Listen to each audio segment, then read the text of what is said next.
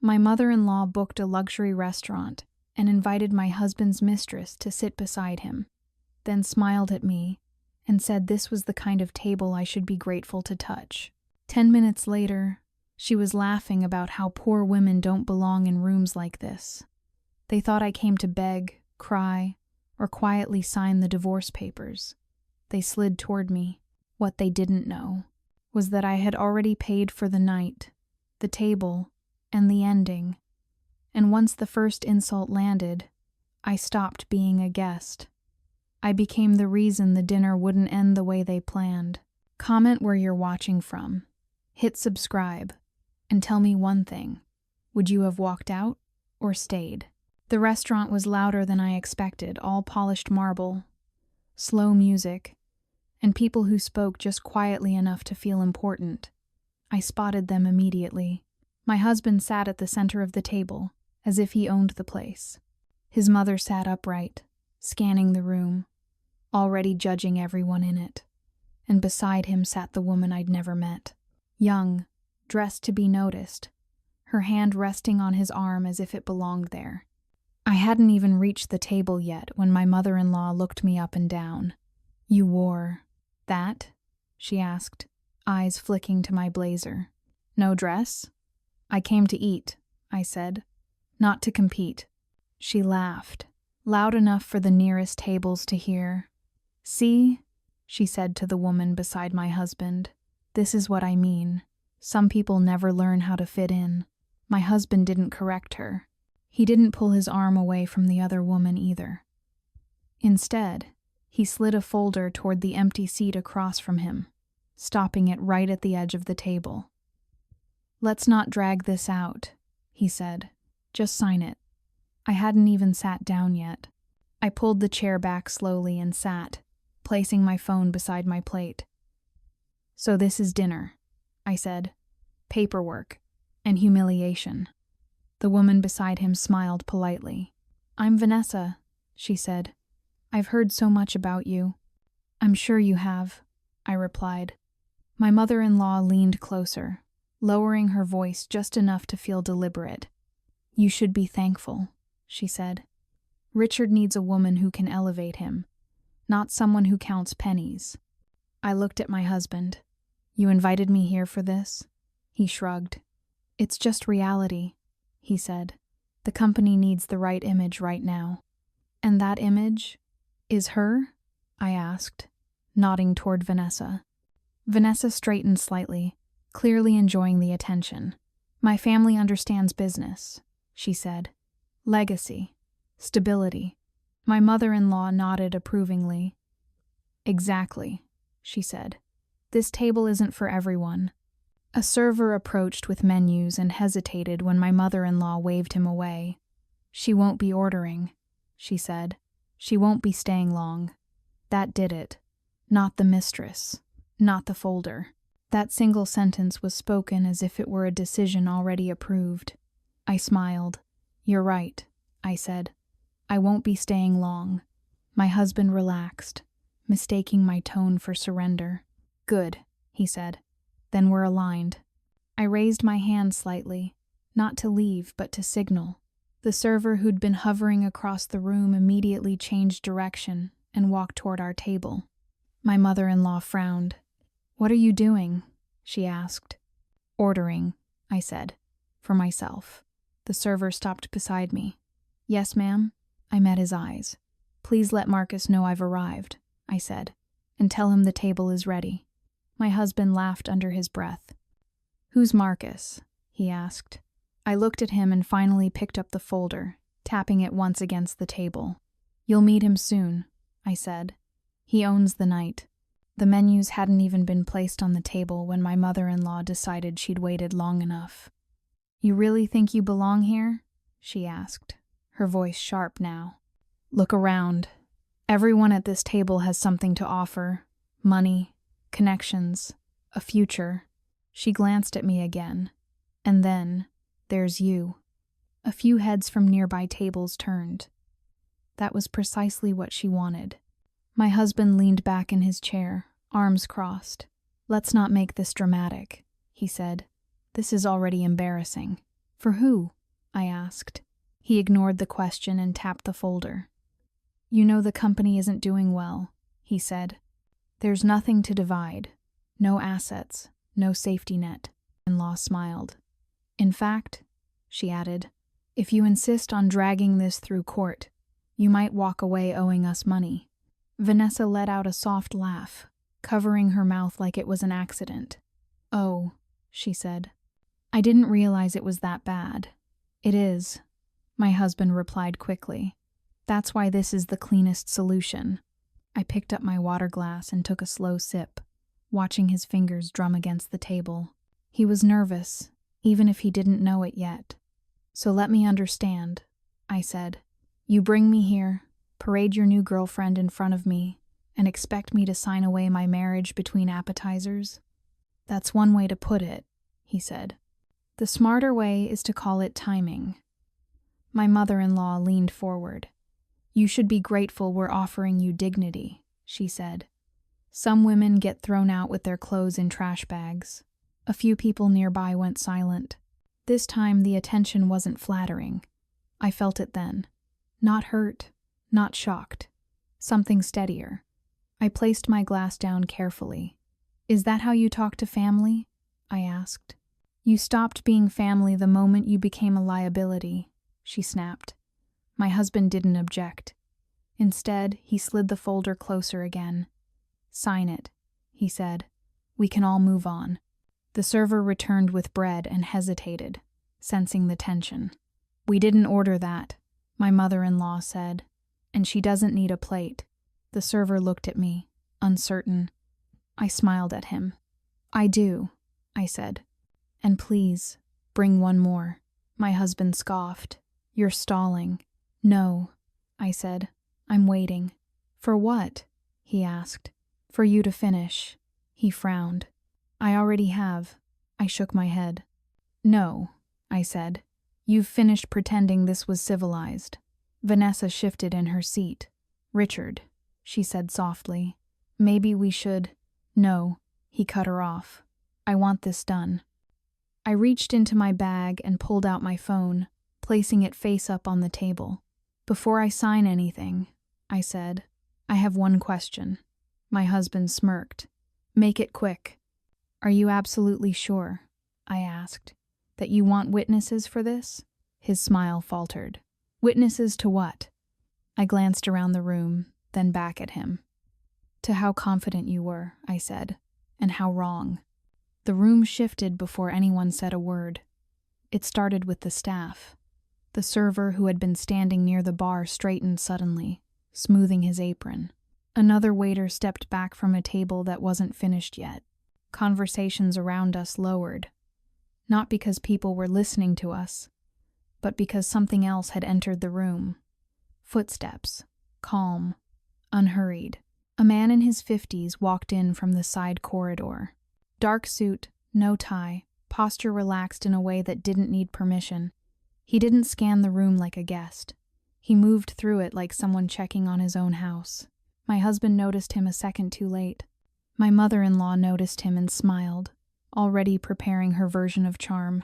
Marcus stopped beside our table. Good evening, he said, his voice even. I'm Marcus. I didn't need to look up to know precisely who he was. Thank you for coming, I said. We're just getting started. My mother-in-law stood halfway between her chair and the table. Marcus, how nice to see you, she said. There's been a small misunderstanding. This woman, he raised a hand, not rudely, just enough to pause her. I wasn't addressing you, he said. I was responding to my guest. The word hung there. Guest. My husband frowned. There must be some mistake, he said. We booked this table weeks ago. Marcus nodded once. You did, he said, and the reservation was confirmed. Relief flickered across my husband's face. Then I don't see the issue. Marcus. Marcus looked at him for the first time. The issue, he said, isn't the table. He turned slightly toward me. You asked for the 1,982, he said. It's already breathing. I nodded. Thank you. Vanessa looked from him to me. confusion flashing across her face. My mother-in-law laughed, a little too loudly. "Oh, please," she said. "This is unnecessary. We're handling a private family matter." Marcus didn't respond to her. Instead, he gestured, and a bottle of wine appeared at the table, placed carefully in front of me. Not the center, not my husband. The label faced outward. My husband swallowed. "I'm sorry," he said, forcing a smile. "I exactly invited you." Marcus's gaze didn't leave me when he answered. She did. The silence that followed wasn't awkward. It was heavy. I rested my hand on the bottle, not opening it yet. "I wanted to wait," I said, until everyone was present. My husband shifted in his chair. "Present for what?" he asked. Marcus finally looked at him thoroughly. "For the conclusion," he said. My mother-in-law's smile cracked. "This is ridiculous," she snapped. "She has no authority here." Marcus tilted his head slightly. "She has every authority," he said. "Tonight." He reached into his jacket and placed an envelope on the table. Thick, sealed, deliberate. "Per your request," he said to me. "Everything you asked for is inside." I didn't open it. Not yet. My husband's hand moved toward the envelope, then stopped when Marcus's eyes flicked down to it. "I wouldn't," Marcus said. "It's not yours." My husband's face flushed. "You can't just walk in and—" "I can," Marcus replied calmly, and I did. Around us, the room had gone completely still. No plates moved, no glasses clinked. People weren't pretending to stare anymore. Vanessa leaned closer to my husband, whispering something urgently. He shook her off. My mother-in-law stood fully now. "Do you know who we are?" she demanded. Marcus met her gaze. "I do," he said, "and I know who pays." That was the moment I finally opened the envelope, not to show anyone, just to feel its weight. I looked at my husband. "Do you still want me to sign?" I asked quietly. He didn't answer. For the first time all night, he couldn't. I didn't rush. That was the part that bothered them most. While my husband stared at the envelope like it might explode, I took my time opening it. Papers inside, neatly stacked. No legal jargon splashed across the top. Just clean numbers, dates, and signatures. The kind of things people underestimate until they're staring back at them. My mother-in-law broke first. "What is this nonsense?" she demanded. "You're embarrassing yourself." I slid one page out and placed it flat on the table, turning it so my husband could see. "Do you recognize this transfer?" I asked.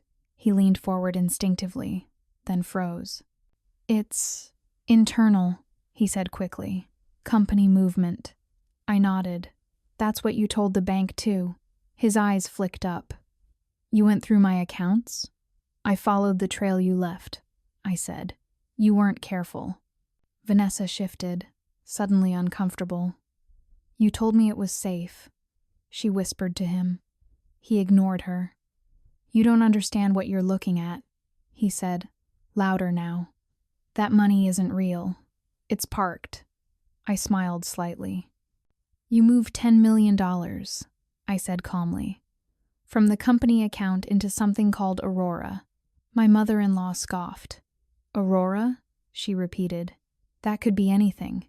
"Yes," I said. "It could." I pulled out another page. "Aurora," I continued, "is the name on the account you used." My husband laughed, sharp and forced. "So? It's just a name." I leaned forward for the first time that night. "It's also my name on the account." The words landed, slow and heavy. He blinked once. "That's impossible." "Is it?" I asked. Marcus stepped closer, his presence steady behind me. "The account was opened legally," he said. "Months ago." My mother-in-law stood abruptly, chair scraping. "You're lying," she snapped. "She doesn't have that kind of access." I turned another page. "This is your signature," I said, tapping the line. "And this is the date, last week." My husband's hand shook as he reached for the paper. He dropped it halfway, fingers suddenly clumsy. You tricked me, he said. No, I replied. You trusted yourself. The room buzzed now. Forks paused midair. People were openly staring. Vanessa stood up. Richard, she said. You said this protected you. He rounded on her. Sit down. She didn't. You told me, she continued, voice rising, that this was how rich men hide money from wives. That did it. Every head turned. My mother-in-law slapped the table. Enough, she yelled. This is private. Marcus stepped forward. Not anymore, he said.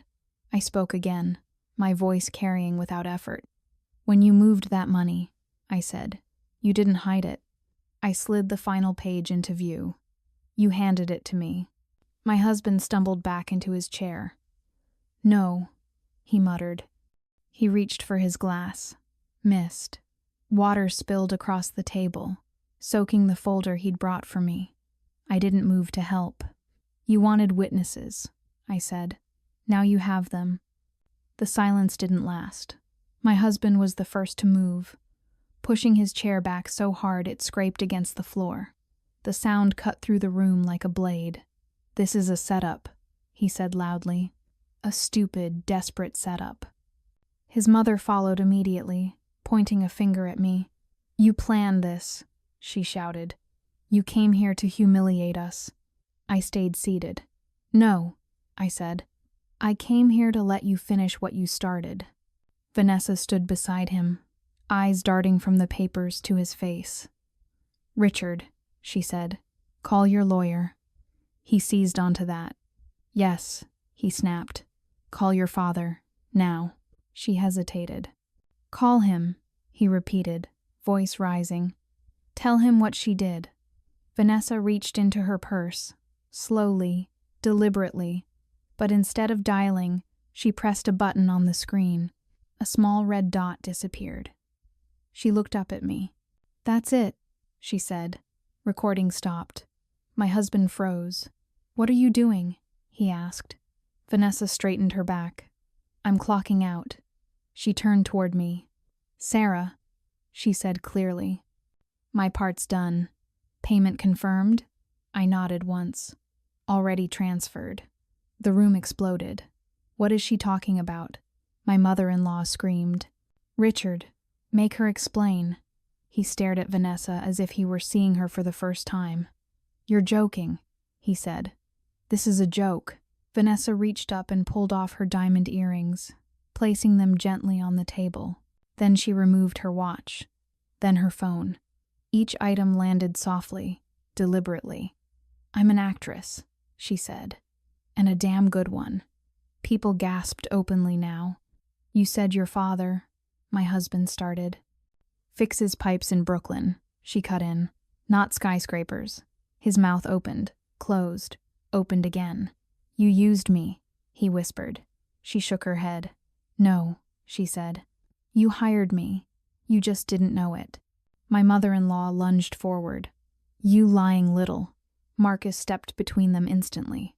That's enough, Vanessa continued, her voice steady. You told me to act rich, to flirt, to make you feel untouchable, she said, and to convince you to move the money fast. She looked directly at him. You did exactly what greedy men always do. My husband backed away from the table, knocking into his chair. You set me up, he said hoarsely. I finally stood. You set yourself up, I replied. He shook his head violently.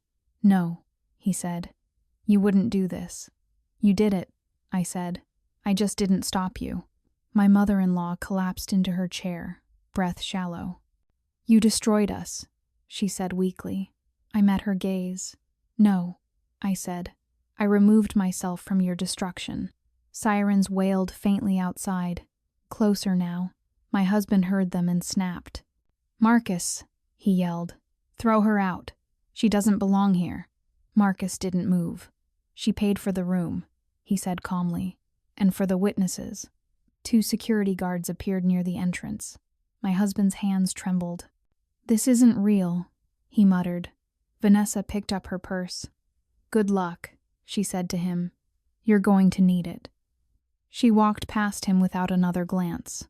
I watched her go, then turned back to the table. "Dinner's over," I said. I didn't wait for security to escort anyone out. Once Vanessa walked past the doors and disappeared into the night, the room no longer mattered. The dinner had ended the moment the truth landed. Everything after that was cleanup. I picked up my bag and stepped away from the table. My husband tried to follow, knocking into a chair as he stood. "Sarah," he said, his voice breaking for the first time. "Wait." I stopped, but I didn't turn around. "You said you wanted this to be clean," I replied. "This is as clean as it gets." Behind me, his mother was still arguing with Marcus, her voice sharp and desperate. "You can't let her leave like this," she shouted. "This is extortion." Marcus's voice stayed calm. "No," he said. "This is consequence." Outside, the night air felt colder than before. The city didn't care what had just happened inside the restaurant. Cars passed. People laughed somewhere down the block. Life continued. Vanessa was waiting near the curb, already scrolling on her phone. "You okay?" I asked, not looking up. "I'm fine," I said. "You?" She shrugged. "I've played worse roles," she said. "This one just paid better." A black sedan pulled up. She stepped toward it, then paused. "For what it's worth," she added. "He never saw it coming." "That's usually how greed works," I replied. She smiled once, then got into the car and drove off. I stood there a moment longer, listening. Sirens approached in the distance. Not dramatic, not urgent, just present. Inside the restaurant, things were unraveling fast. By the time I got home, my phone was already vibrating. Missed calls, messages, unknown numbers. I ignored them all. The next morning, the first official email arrived. Short, polite, cold. "Please direct all further communication through legal counsel." That was enough. Here's the part most people don't understand about situations like this. No one is immediately dragged away in handcuffs. There's no courtroom speech, no shouting match. What happens instead is slower and far worse. Accounts freeze. Meetings get canceled. Phones stop ringing. By noon, Richard's company credit card had stopped working. By evening, the bank wanted explanations. By the next day, explanations weren't enough anymore. Because money leaves footprints, and Richard had panicked. He'd moved money too fast, signed things without reading, trusted the wrong people, and assumed I wouldn't check. That's all it takes. I didn't need to call the police. I didn't need to threaten anyone. The system performs its job when you provide it with the truth. 3 days later, I received one final voicemail from him. I listened to it once. "Please," he said. "Just tell them it was a misunderstanding." I deleted it. There was nothing to explain. His lawyer reached out instead, this time without arrogance. Just requests, delays. Words like temporary and pending. That's when you know the game is over. I packed my things from the apartment quietly. No dramatic exit. No final confrontation. I left the keys on the counter and walked away. That night, the news broke quietly. A short article. No photos. No details. CEO under investigation for financial misconduct. People skimmed past it. I didn't, because I recognized every word. Somewhere across the city, Richard was learning a lesson he should have learned long ago. Power only works when people believe in it. Once they stop, it disappears. I poured myself a glass of water and sat down. No celebration, just peace. The final call didn't come from Richard. It came from his world collapsing. I was at my desk when my phone buzzed with a news alert. Not a headline. Not yet. Just a push notification from a financial outlet I followed out of habit. Sterling Global stock halted amid internal investigation. I opened it slowly. No drama. No adjectives. Just facts stacked on facts. Irregular transfers. Ongoing review. Executives placed on leave. The kind of words that don't sound loud, but ruin lives quietly. 10 minutes later, another alert. Board removes CEO pending inquiry. That one had a name attached. His name. My phone rang right after. A familiar number this time, I answered. Sarah, Richard said, breathless. They locked me out. I didn't respond. My badge doesn't work, he continued. They won't let me into my own office. He laughed once, sharp and broken. This is insane. You moved money that wasn't yours, I said. And you did it in your own name. Silence. They're asking questions, he said. Real questions. That's what happens, I replied, when answers exist. His voice dropped. Please, he said. Tell them it was a misunderstanding.